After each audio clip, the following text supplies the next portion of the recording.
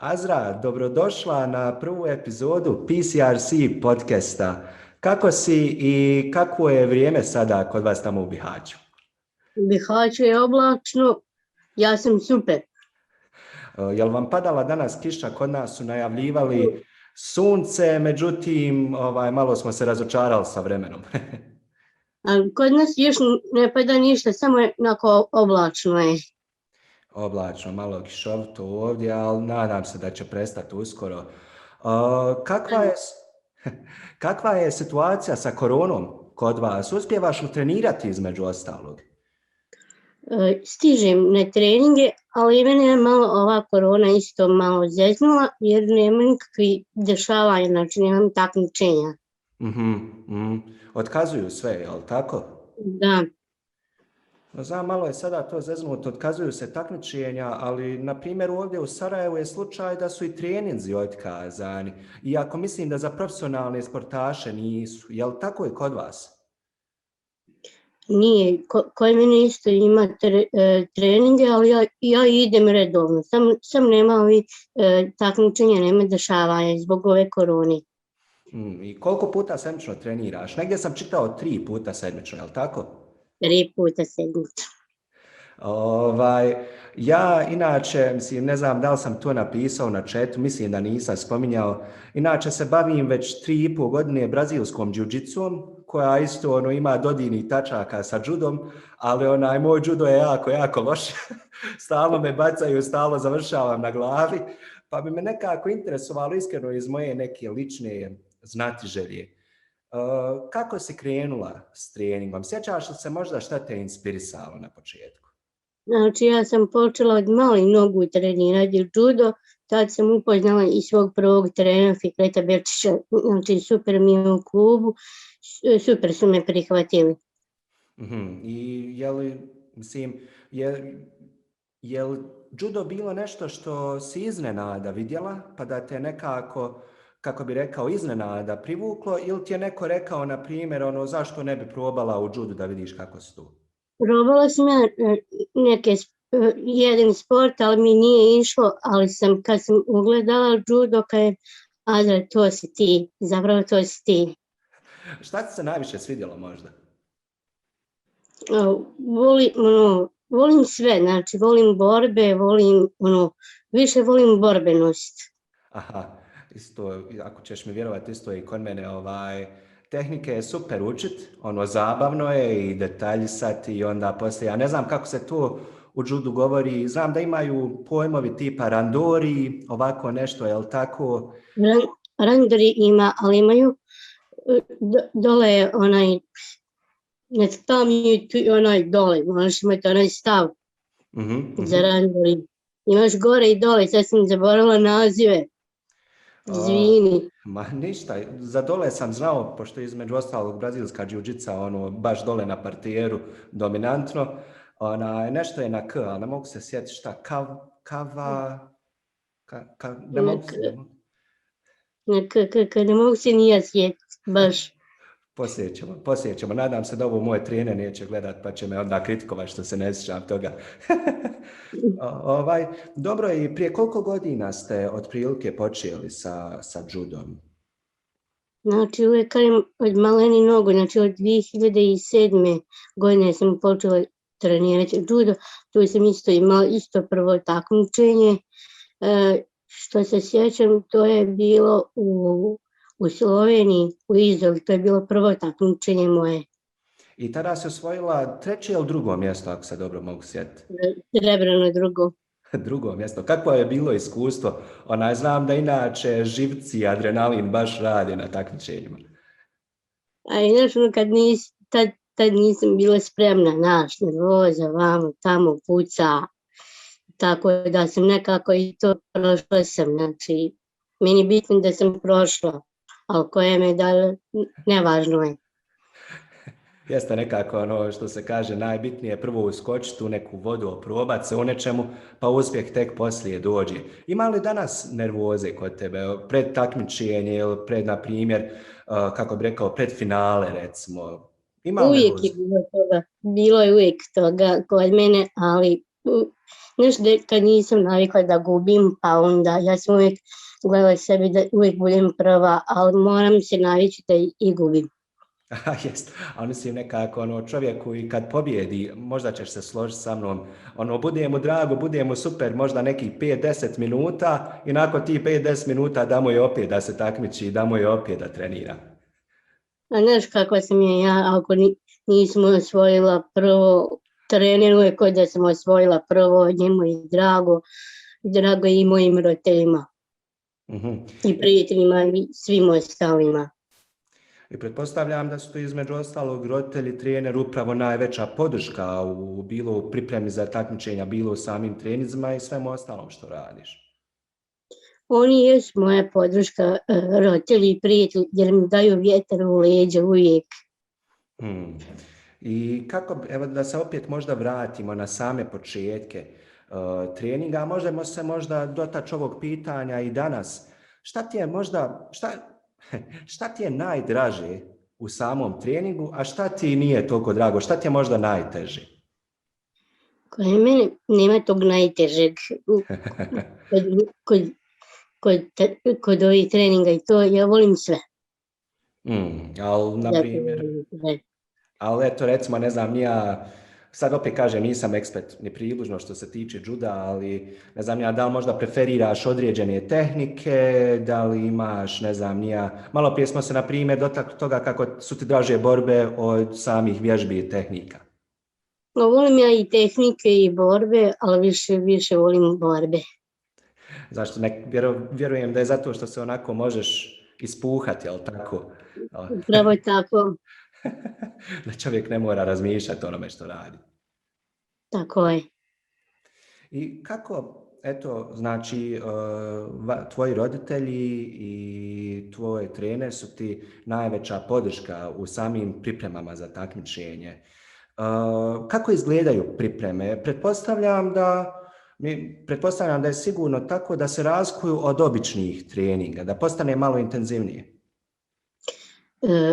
Ja oblačim, znači kimono, ulazim u salu, prvo je kod nas je bilo uvijek zagrijavanje, znači onda poslije toga haj se raspodijeli, onda kad nekad imamo tehnike ulazimo malo detaljnije, a kad imamo borbe onda idemo se boriti.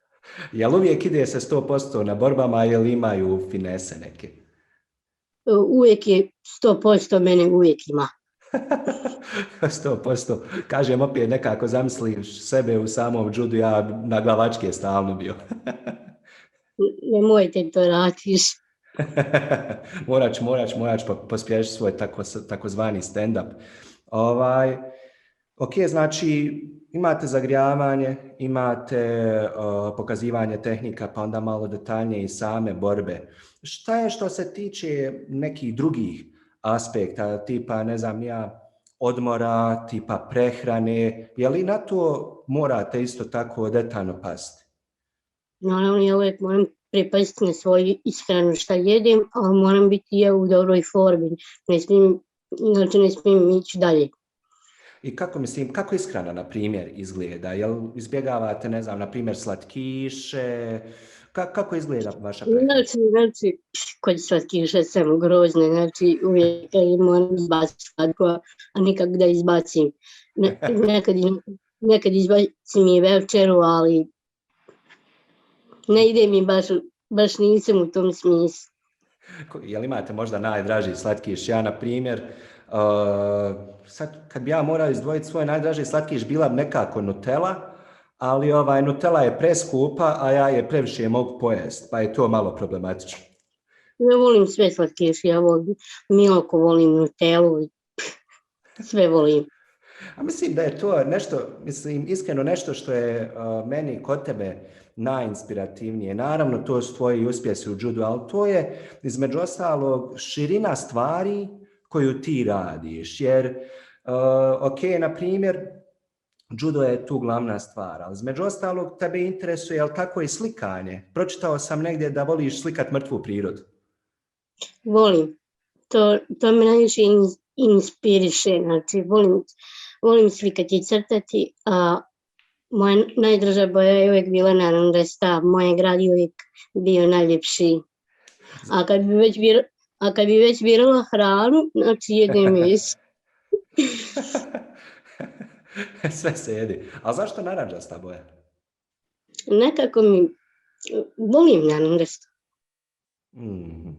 Nekako, ja ne znam, ja nekako, ovo je samo neko moje poređenje, možda je šuplja priča što bi rekli, ali evo na primjer da je narančasta između žute i crvene. Žuta mi je previše mlaka, a crvena mi je nekako prejaka, ne znam ja, previše upada u oči, dok je narančasta nekako kao sredina, kao sunce, najviše inspiriše, moglo bi se reći. Inspiriše, baš inspiriše. I mene mnogo inspiriše to. Hajde, evo, kad smo već kod inspiracije same po sebi, ko ti je najveća inspiracija? Moje najveće inspiracije su roditelji, treneri i prijatelji. Oni mi uvijek daju vjetar u leđu. Ali što se tiče samog takmičenja, što se tiče samog juda, da li imaš možda neke uzore ili tome slično? Imam svog sportskog uzora, ona je najbolja u državi, to je Larisa Cvjerić. Zbog čega, znači ona je najbolji prijatelj, znači ja se sa njom baš družim, čak se i čujemo, pijemo kafe, super je, stvarno super je prijatelj. Jer Larisa je stvarno fenomenalna osoba. Jeste li imale priliku trenirati zajedno par puta? Imala sam priliku. I kakav je odnos snaga? Nije 95 i mene isto 95. Smo negdje. I sad recimo, što se tiče samih takmičenja, sami po sebi, imate te pripreme, imate dijetu, odnosno imaš dijetu, malo prije smo baš razgovarali kako ću miješati ovo persiranje i nepersiranje. Imaš dijetu, imaš same pripreme, imaš pažljivost ka tome da recimo da se odmaraš kako treba. Tu je inspiracija između ostalog u vidu roditelja, trenera, prijatelja koji te podržavaju. Ali što se tiče, kako bih sada to naveo, samog odnosa u timu, u tvom timu, zajedno sa trenerom. Odete, recimo, ti odeš na neko takmičenje ili oduje ostatak tima na takmičenje. Kako izgleda podrška vaša međusobna? Oni imaju svoje posebne takmičenja mojih u klubu, a ja isto imam neke svoje takmičenja. To je jedino moj trener Fikret sve zna o tome. Znači imaš zasebnog fitness trenera, je li tako? Nije, trenera imam. Aha, za to znači. I što se tiče samih takmičenja, recimo, ok, sada su odložena, ali što se tiče same prošlosti, što se tiče svih medalja koje si osvojila, imaš li možda neko najdražije takmičenje? Da li su to osvojena prvenstva, svjetska i evropska, ili je to možda, što bi možda mogao biti slučaj da je to neko od drugih prvo takmičenje, recimo? Znači, sve su mi najdraže medalje, znači, ako bi morala birati, onda bi odabrala ovo evropsko, gdje sam osvojila prvo mjesto. Zbog čega? Je li samo zbog prvog mjesta? Naravno da je zbog prvog mjesta. Tu sam baš čvrsta sam, ne dam se, moram dalje. Jesi li bila sigurna od samog početka takmičenja da ćeš osvojiti to prvo mjesto? Ja kad sam ošla na to takmičenje, ja nisam tad imala tremu.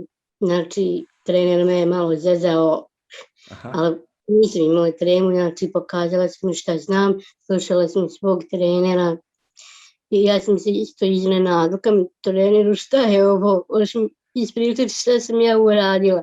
Kaže, ja sad došla je. Bila je baš teška konkurencija, pobijedila sam 2 najbolje Njemice.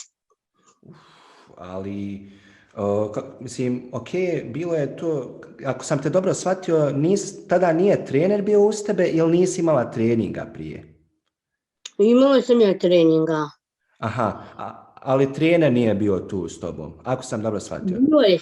Bio je sa mnom, on je radio na mojim jutarnjim trenizima, ja sam išla i na trčanje, rekao je, a Zdravko, možeš istrčati cijelu aleju, onda si spremna. Aha. Ja sam dokazala treneru da ja to mogu. Ali, eto, kažem, to mi je opet fascinantno i pored fizičke spreme i pored samo, kako bi rekao, džuda kao džuda. Ima nešto što se možda može nazvati mentalnim džudom. Kako prevazilažiš, na primjer, ako uopće imaš to neke nedoumice kada se spremaš za takmičenje ili pred takmičenje? Kako se boriš ti sa tremom? Ja sam uvijek pobjeđivala svoju tremu. Prvo tremu sam imala kada sam imala prvo svjetsko takmičenje isto u Kelnu. Nisam bila spremna, znači trener mi stalno govorio, ali ga nisam slušala. I tako da sam tu malo zeznula pa sam osvojila 3. mjesto. Ali to je samo što se tiče samog treninga samog po sebi, ali tako, te neke fizičke spreme. Ali, eto, kažem, ok, možda dan danas trema, brzo nestane, moglo bi se reći. Ali kako bi savjetovala možda druge mlade osobe koje žele, na primjer, da se počnu baviti sa džudom, kako da se bore protiv treme? Moraju pobijediti samu tu tremu, moraju gledati, moraju biti uporniji, moraju biti najhrabriji u tome, moraju pobijediti to, moraju proći kroz to. Vidiš, o tome nikad nisam razmišljao. Najčešći savjeti koji ljudi daju drugim ljudima, tako na primjer što se tiče treme ili neke blage anksioznosti, jeste samo da zagrizu i da izguraju nekako. I ti si to rekla, ali mi je puno bitniji drugi dio, jeste da moraju biti svjesni, ali tako da će to biti. Znači da se od treme ne može pobjeći, da će trema biti tu.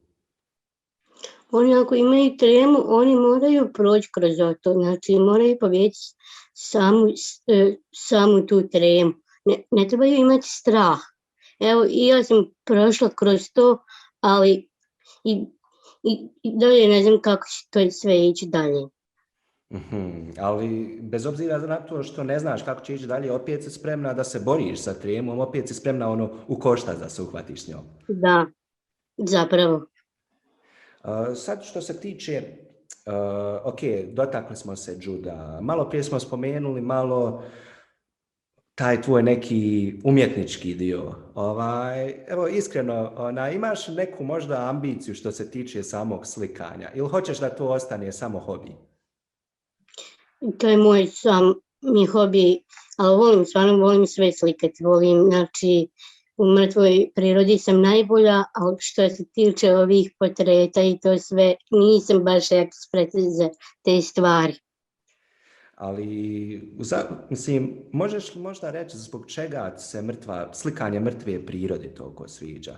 Ja bih nekako rekao, evo ja na primjer kad zamislim, sad ne znam kako se zove ta slika, inače generalno sam loš što se tiče znanja iz umjetnosti, ali sama slika te mrtve prirode čovjeka smiri. Ja najviše, znači ja volim da slikam, znači ja se opustim pored prirode, znači ako slušam neku dobru muziku, znači jer tu se uvijek opustim kad vidim rijeku, drveće i to najviše volim da radim. Ali lijepo je isto, evo, dotaćemo se malo možda muzike ako budeš htjela, ali nekako je lijepo i samo biti u prirodi, onu tišinu slušat. Hoda čovjek, čuje se možda cvrkut ptica i to je to. Ja volim cvrkut ptica najviše. Kad ih čujem, dođe mi da ih nacrtam, znači sve da nacrtam, ali ne mogu sve stići da sve uhvatim svaki detalj. Pa isto kao između ostalog u džudu, jel tako? Ako se pripremaš za određeno takmičenje, nije ćeš sve tehnike apsolutno vježbat, nego ćeš se fokusirati na određene tehnike sa kojima si najbolja.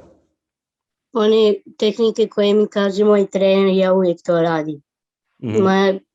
Moja specijalka je uvijek bila Ippon Seoinage. Ippon Seoinage.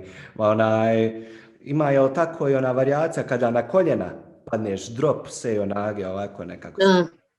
Jeste jako. Ima puno tih tehnika, čak se i neke mogu i sjetiti. Slikanje, judo i šta još? Čime se još baviš sa strane? Znači, volim se opuštati, volim čitati knjige, a i nađem i malo vremena da se družim sa svojim malim bratićem. A mali bratić, to sam te htio zapravo malo prije pitat. I mali bratić ti je velika inspiracija, je li tako? Jeste. To je najveće zlato u mom srcu. I kako sam shvatio, sve pobjede zapravo posvećuješ njemu. Da. Sam da ga vidite kakav je zapravo. To je zvrk. Pravi zvrkan, znači keka, samo me doziva. Mene se poželi, pa onda svaki vikend idem kod njega. Meni se čini da on tetku voli najviše u cijeloj porodici. Gleda. I šta, nema mira, voli stalno nešto da radi. Voli i oni ostale, voli oni idu i na Anu, i mamu i tatu. Dijeli li možda sa tetkom strast prema sportu, voli li on slikat? On voli, kad ja obučem kimono, on meni viče, Asa. Asa. Koliko je njemu sada godina? Godinu i pol. Godinu i pol, pa mlad je još, on za juda ima vremena. Ako Boga kad poraste, ja sam rekao da će ga keka učiti o tome. Super, zajedno sa trenerom, možda Fikretom, je li tako? Da. Ok, malo prije si spomenula muziku. Kakvu muziku slušaš? Imaš možda najdraži bend? Najviše što volim slušati to je Panio Valjak i Marija Šarifović. Marija Šarifović, gledao sam onaj snimak vašeg susreta, ono je stvarno bilo fenomenalno. Kakav je bio konačno osjećaj upoznat Mariju? Moj osjećaj kad sam upoznala Mariju, znači kad je ostavila sve svoje obaveze, došla je u Sarajevo da vidi mene evropsku prvakinju. Ne mogu opisati taj osjećaj, to je bilo puno emocija, puno suza. Evo i sada je trenutno, vidiš da uvijek pustim neku suzu kad pričam o tome. A bio je taj efekt iznenađenja, nisi očekivala? Nisam očekivala, svi su znali osim mene, ja nisam bila tu. Znači, moja mama znala i moj trener, znači ja sam bila na treningu. Oni su pričali, ja ništa toga ne znam i ja došla kući, mam tamo i kaže hajmo, gdje ćemo sad? U Sarajevo. Ja u Sarajevo, znači to je baš, to iznenađenje su mi priredili jedan stari muzičar, Peci Kosa. I stvarno su mi dotakli, tako da još ne mogu da opišem taj osjećaj kad sam upoznala Mariju, svašta se pričala o njoj, ali žena je baš je plemenita osoba i može se sa njom baš pričati.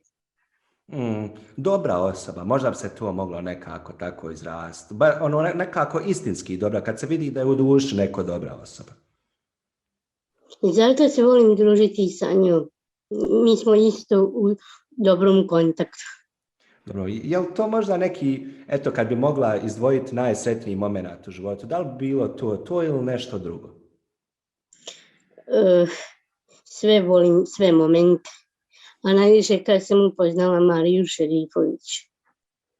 To mi je bio najdraži osjećaj.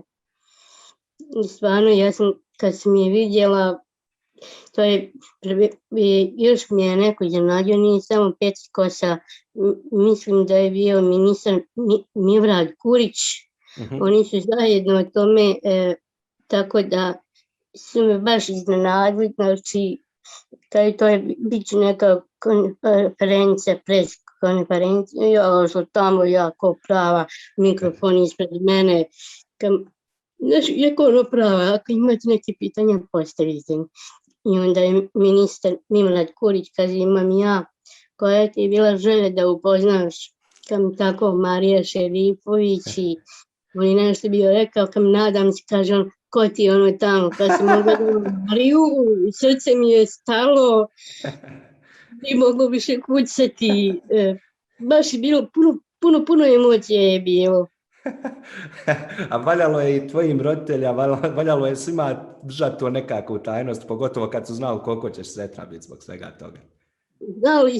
Znala je mama i moj trener, nisu mi ništa o tome pričali, tako da su me baš ono dotakli su me, znaju gdje ono najviše voli. Mislim, ono, znaš, to nekako čovjeka inspiriše kada vidi da su ljudi istinski dobri i da istinski dobro želi za dobre ljude. Mislim, ne samo za dobre ljude, nego za što više svakoga na planeti. Ti si takva osoba, Marija je takva osoba, ja pokušavam biti takva osoba, ne znam da li sam uvijek to mogu drugi reći, ali bitno je biti okružen dobrim ljudima, dobrim prijateljima, je li tako? Jest. Ja volim imati prave prijatelje i volim se družiti s njima. Mislim, znaš šta, nekako mislim da je ok, bitni su prijatelji zbog podrške, naravno, isto kao što su roditelji, pa onda idu trening, pa prijatelji, uvijek tako stavim neki poredak, pa onda ali eto, prvo idu roditelji, pa onda sve ostalo, uvijek to navedem. Pa da, ali eto, toga bismo se možda mogli dotaći što se tiče roditelja i trenera, na primjer. Oni jesu tu kao podrška, ali između ostalog, eto, opet uzmam trenera zato što je meni nekako jednostavnije uzeti kao primjer. On je tu kao podrška, ali on je isto tu da ukaže ako se nešto ne radi kako treba. Jel tako? Znači, to je i pozitivna kritika, kako bi ti bila bolja. On je znao mene kritikovati, ali uvijek sam znala da se izvlačim iz toga. Kako?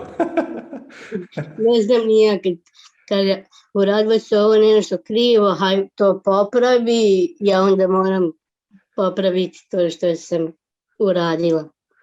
A imam ja još puno trenera, znači 7 trenera, znači tu su Šen Ramić, Hadis Ramić, Denis Ramić i ostali. I svi su oni su samo radili samo navečer kad sam imala ove treninge za pripreme za takmičenja i jedino je moj trener mimo toga jutarnje treninge obavljao sa mnom. Znači ja sam bila slaba u konjiciji, u trčanju, pa on je radio to sa mnom. I on kao i svi ostali treneri su jednako zaslužni u stvari za tvoj uspjeh. Jesu. Jesu. I roditelji, da nije roditelja, znači ne bi sve moglo ovo uspjeti bez njih. Znam, to je najbitnija je ta, kako bi rekao, srčana podrška. I ako čovjek nema podršku od roditelja, ja nekako mislim da mu odmah nešto automatski fali i da traži negdje drugo. Sad sam malo opuštenija uz ovaj razgovor, pa ne znam što se dešava. Pa ništa, ne brini. Kažem ti, razgovor kao razgovor. Ja ovo ne smatram uopće nekim intervjuom, već dvoje ljudi i jedna u stvari osoba, to jeste ja, koja želi u stvari da sazna sve o inspirativnoj osobi s druge strane. Naravno, ja sam uvijek bila ta osoba, uvijek ću i biti. I hvala ti na tome, ali evo sad si me baš podsjetila, volio bi to da te pitam, ako nemaš šta protiv. Nema, pitaj, slobodno. Važi, hvala ti. Imaš podršku i pokazuješ između ostalog i pružaš ti sama veliku inspiraciju drugim ljudima. Ali kako je unatoč svemu tome boriti se sa možda nekim eventualnim predrasudama? Da li su ti predrasude određene možda teško padale ili ti je bilo onako nekako baš me briga, hajde da ja treniram? Bilo je. To je, znam da je puno bilo teško sa moje strane, ali ali ja sam uvijek gledala da to nekako, da gledam sa vedrije strane, znači da imam tu neki svoj cilj, onaj svoj pravi fokus. I možda ti je upravo taj fokus, odnosno kada čovjek cilja ka nečemu, da mu je tada lakše da se izbori sa svim predrasudama i onih koji mu možda govore da on nešto ne može. Oni moraju moći, evo i ja znači svi su me gledali sa neke te strane, ali ja uvijek moram proći kroz predrasude, uvijek nisu me gledali sa one strane da sam ja negativna osoba, ja sam uvijek kažem da sam ravnopravna sa članovima. I šta bi onda, eto kažem, nekako, ako se možeš sjetiti možda nekih momenata u kojima se doživljavale takve predrasude ili nečega sličnog, s obzirom na to, šta bi možda savjetovala druge koji se suočavaju sa bilo kakvim predrasudama? Moraju proći kroz te predrasude, moraju pobijediti kad ja pobjeđujem samu sebe i oni moraju pobijediti sebe. Znači, moraju gledati da to nekako, da imaju onaj svoj, onaj cilj, onaj fokus, moraju ciljati pravo, ne znam kako da izgovorim to, da ne ispadnem da sam nešto krivo rekla. Ma ne, znači uglavnom moraju imati cilj, je li tako? Upravo moraju imati svoj onaj pravi cilj. Ali mislim da je uz cilj isto tako bitno da čovjek vjeruje u sebe, jer ako ne vjeruje u sebe, onda džaba cilj, neće ga ganjati. Oni moraju imati vjere u sebe, moraju da vjeruju u sebi i da mogu uspjeti nešto da naprave za svoj život. To je super rekla. A kako, sad ne znam da se o tome može pričati nadaleko i naširoko i da je ono nekako opširno pitanje, ali kako neko može izgraditi vjeru u sebe? Kako si ti izgradila tu vjeru? Jesi li je uvijek imala? Ja uvijek vjerujem u sebe, znači uvijek sam vjerovala u sebe da nešto ima u meni, znači morala sam nešto da napravim za sebe, znači to je sama vjera. Znači kombinacija, pod jedan da je to kombinacija vjere u samu sebe ili samog sebe i pod dva da ima neki cilj. I te dvije stvari kada se objedine, onda čovjek koji nije toliko bitno šta drugi govore, nije mu bitno šta bilo ko govori osim onih koji ga podržavaju. Znači svi moraju imati to, znači ako nemaju to, naravno moraju i roditelji imati tu vjeru, oni uvijek podržavaju svoju djecu, čak i moji roditelji što imaju vjeru, znači uvijek me podržavaju u svemu. Ali evo isto tako ti, na primjer, podržavaš svog bratića. To je jedno malo stvorenje koje mi se desilo. Znači, ja ga najviše volim, ja sam keka već. Ne znam kako da kažem, stvarno je ono keka, sam zove keka, Nana, Dido, uvijek, koga najviše voliš, Nanu, koga si najviše poželio keku i tako te stvari. A fenomenalna je ta dječja ljubav, mislim, ono nekako skroz neiskvareno i radosno i ne zadržavaju ništa u sebi. I kad su ljuti i kada voli, baš su onako nekako iskreni. Kad nije po njemu, onda malo nešto skrivi, onda malo mora keka ulaziti da ga spašava. Jel odmah zove Keko da ga spasiš? Keka, dolazi. Dani me.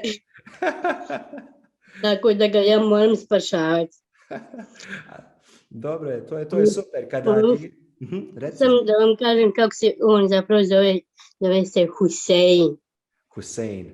Ko Husein, kapetan Gradaščević?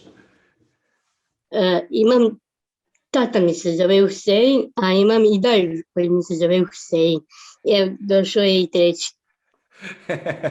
Husein, pa dobro, to je pravo lijepo ime.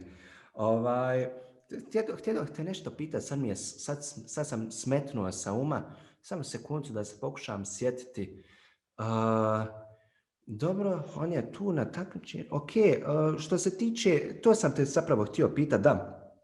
Eto imamo, na primjer, tu neku dječju iskrenost i dječju ljubav koju mali Husein, odnosno Husein koji je veliki sada je zvrk, vjerujem da ne voli već da ga se zovu mali, nego da ga se smatra pravim malim odraslim čovjekom. Ali imamo tu iskrenost dječju, imamo podršku od roditelja, od trenera, od prijatelja i ostalih poznanika. Ali šta bi rekla, kažem opet iz svog nekog iskustva sa predrasudama, šta bi možda savjetovala sve da trebaju znati, a što se tiče samog Downovog sindroma? Šta svaka osoba bi trebala da zna o Downovom sindromu? Samo da kažem, to nije nikakva bolest, to je više hormozona. Moglo bi se možda nazvati stanjem, jel tako? Da. I šta bi ostali ljudi, šta bi drugi ljudi trebali znati zapravo o osobama sa Downovim sindromom? Oni moraju znati da to nije bolest i da to ima više ovih hormozona i sve to, da moraju gledati, znači, sebe, moraju se boriti s tim da je to Down sindrom. Znači, kad su meni gledali da sam ja Down sindrom, sad sam se i ja malo izbunila, izvini. Ma ništa, polako sam. Oni moraju samo znati da moraju pratiti to i tako da... Moraju znati u osnovi da je, kako bi rekao, pod jedan da to nije bolest, da je to stanje i da jednostavno, ako sam te dobro shvatio, ispravi me ako griješim u mom shvatanju, da je, kako bi rekao, da je to takvo kakvo je i da čovjek nekako treba to između ostalog prihvatiti i onda se ophoditi kao što se ophodi inače u ostalom dijelu života. Slažem se s vama, znači niste nigdje pogriješili, to nije bolest, to je stanje, ali oni moraju, znači, gledati sebe kroz to i moraju prolaziti kroz to, znači, kad vidimo ostalu djecu koju imaju Down sindrom, želim im uputiti jednu malu porukicu. Moraju biti uporni, moraju biti hrabri i da moraju proći kroz te stvari. Jeste, između ostalog da kako bi rekao, malo prije to spomenula, to nije možda trema, ali jednostavno da, kako bi rekao, da šta god da žele da urade, upravo to, da budu hrabri i da ih ne bude strah da se suočavaju sa predrasudama i sa onima koji im govore da ne može nešto, već da je upravo tu najbitnija i podrška porodice i da oni imaju određeni cilj. Tu porodica uvijek mora podržavati svako svoje dijete, tako i moji roditelji podržavaju mene. Znači, ako sam ja taj Down sindrom, tako i moraju svaka porodica podržavati drugu djecu. Koji su, kako bih rekao, koji su tvoji, hajde nećemo ih nazvati ciljevima, o čemu maštaš? O čemu maštaš? I što se tiče, na primjer, slikanja i općenito o životu? Ja najviše maštam da doguram do nekih stvari koje nikad nisam uspjela, to jeste da olimpijske igre, o tome najviše maštam. To mi je bilo uvijek želja da dođem do toga, ali sad tu imaju neke kategorije, znači još moja kategorija tu nije ušla. Ako uđe, ja ću otići pa osvojit ću i tu nešto. Dobit će bratić još jednu malu medalju da nosi oko vrata. naravno. Ovu sam evropsku njemu posvetila, ja sam za njega to uradila sve. Mogu misliti nekako kad on odraste i kada baš odraste i kada mogne shvatiti u stvari što je tetka sve uradila za njega, mislim da će biti više nego radostan. On je uvijek radostan, ja kad mu kupim nicu, znači obraduje se, baš tako. Kad mu kupim igračku, evo keke, nosi mi nešto. A pas da ga ne razmaziš. Već sam ga razmazala. Prekasno.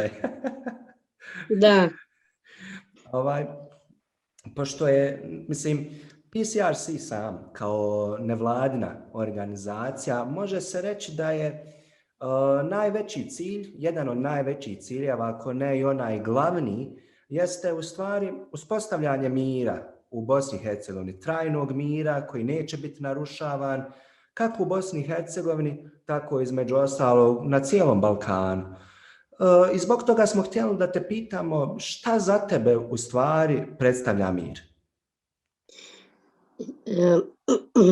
Za mene je mir jer mi živimo u miru. Znači, ima svakakvi ljudi, znači oni koji napadaju i mi smo taj grad koji želimo da živimo u miru.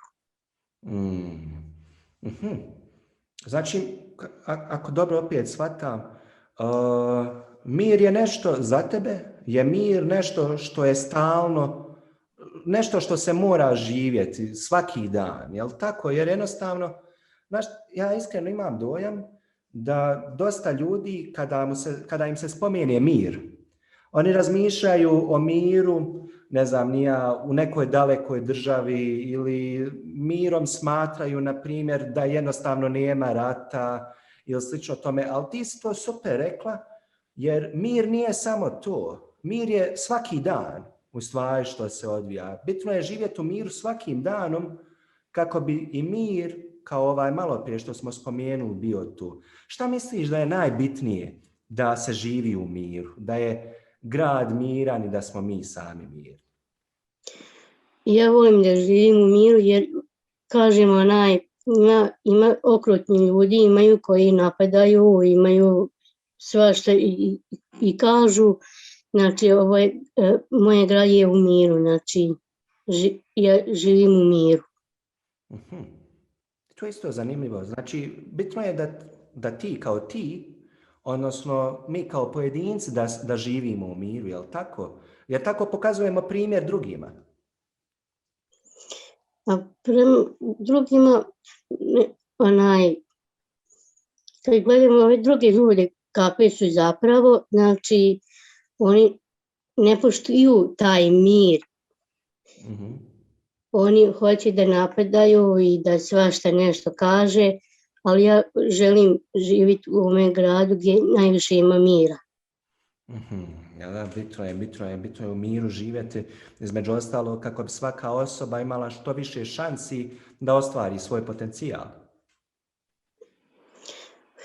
Tu ima najviše potencijala, znači ja hoću da budem u miru, znači evo ja kad dan i danas vidim kakvi su svi ljudi i ja želim da budem u ovome gradu gdje najviše ima ovoga mira i tako da meni je sad super u ovome gradu gdje ima mir.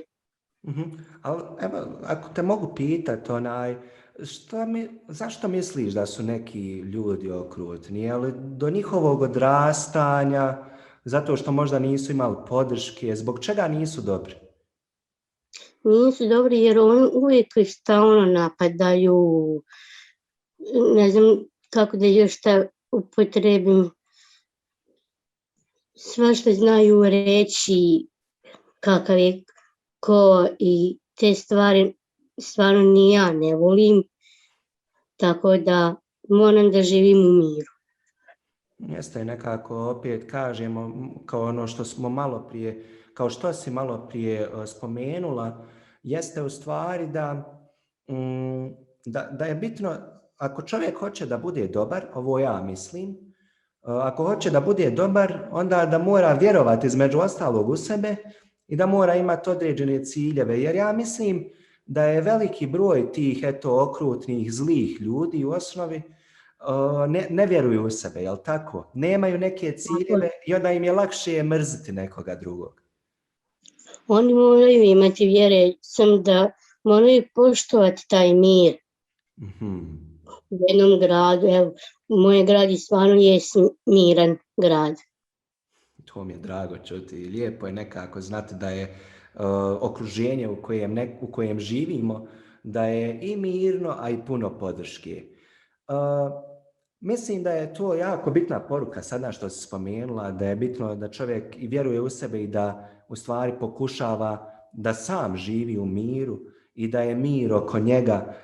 Da li imaš, pošto se evo približavamo lagano kraju našeg razgovora, da li imaš možda neke poruke za ljude koji žele da bude više mira i da li imaš, na primjer, šta bi rekla prije tog pitanja zapravo, šta misliš kakvi trebaju biti odnosi između ljudi u regiji? Kakvi trebaju biti odnosi između Bosne, Hrvatske, Srbije?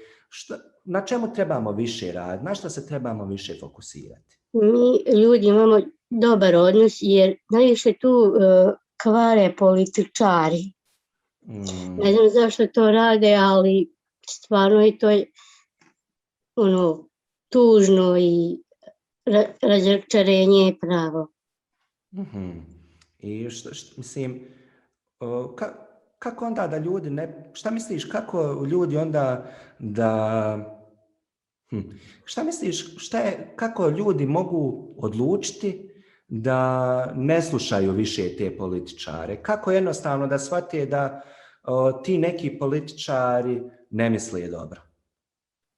Jer mi obični ljudi imamo fin odnos, ali kad kažeš političari, znači oni to kvare sve. Ne znam zašto oni nemaju tu neku vjeru u sebe.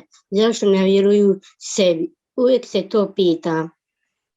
To je bitno, to je super rekla, jer da, pa oni sami stvarno ne vjeruju u sebe i između ostalog, mislim sad je to neka skroz druga tema, ali zato govore, ja sam siguran da i oni govore stvari u koje ne vjeruju, jel tako? Jer govore šta njima najviše koristi, a ne obraćaju pažnju na ono što se istinski nalazi u njima. Mi obični ljudi imamo taj dobar odnos, ali ta država, ne znam, stvarno, političari ti koji kvare to sve, oni moraju barem nešto poduzeti zato da moraju da napravi neku vjeru u sebe, ali to njima baš ne ide iz ruke. To je super rekao. Ne polazi im za rukom već neko duže vrijeme.